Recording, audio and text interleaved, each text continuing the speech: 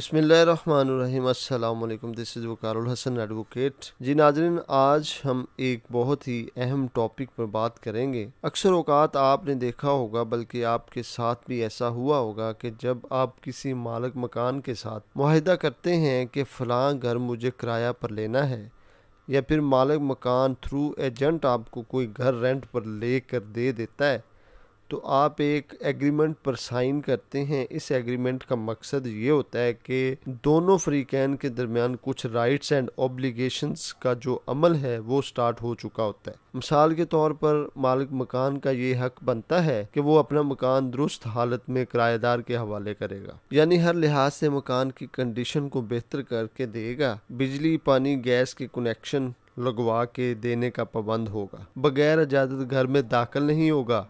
बासियत मालिक मकान हर ज़रूरत की चीज़ें मुहैया करेगा जो कि एक किराएदार को चाहिए होती हैं। नाज़रीन, इसी तरह किराएदार की कुछ ड्यूटीज़ होती हैं जिसका जो मालिक मकान है हकदार होता है, यानी घर की सफाई सुथराई का ख्याल रखेगा, घर को मिसयूज़ नहीं करेगा, जिस मकसद के लिए लिया गया है उसके अलावा कुछ और एक्टिविटी या बिजनेस नहीं करेगा।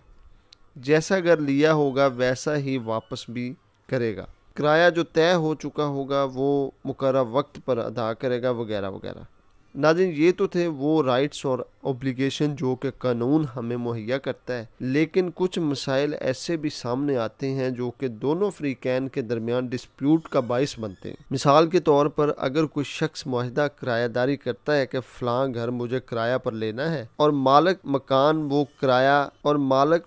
वो घर किरायादार को दे देता है, तो फ्रीकैन के मबैन जो मुआहिदा बनेगा उसको किराएदारी मुआहिदा कहा जाता है, जो कि तकरीबन 11 माह पर मुश्तमिल मुआहिदा फ्रीकैन होता है। यानी बिला वजह मालिक मकान जो है किराएदार को 11 माह तक नहीं निकाल सकता।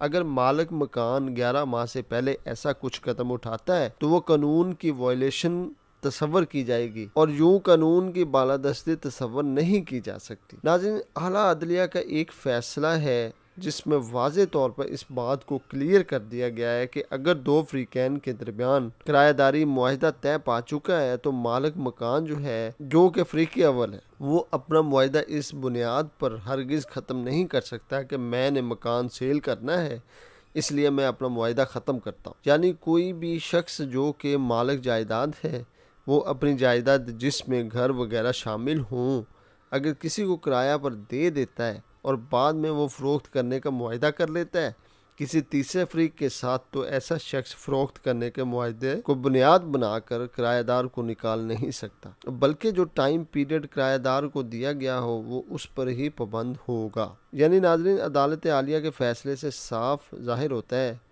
कि कोई भी शख्स फ़रोख्त करने के मुआहिदे की बुनियाद बनाकर किराएदार और मालिक मकान के मबैन किराएदारी के मुआहिदे को ख़त्म नहीं कर सकता। ये नाज़रीन फ़ैसला है 2020 YLR पेज नंबर 2115 है। तो मेरे चैनल को सब्सक्राइब करें और बेल आइकन का बटन ज़रूर दबाया करें ताकि हर आने वाली वीडियो से आप मुस्तफ़ीद हो सकें। बहुत शुक्रिया। अल्लाह हाफ़िज़।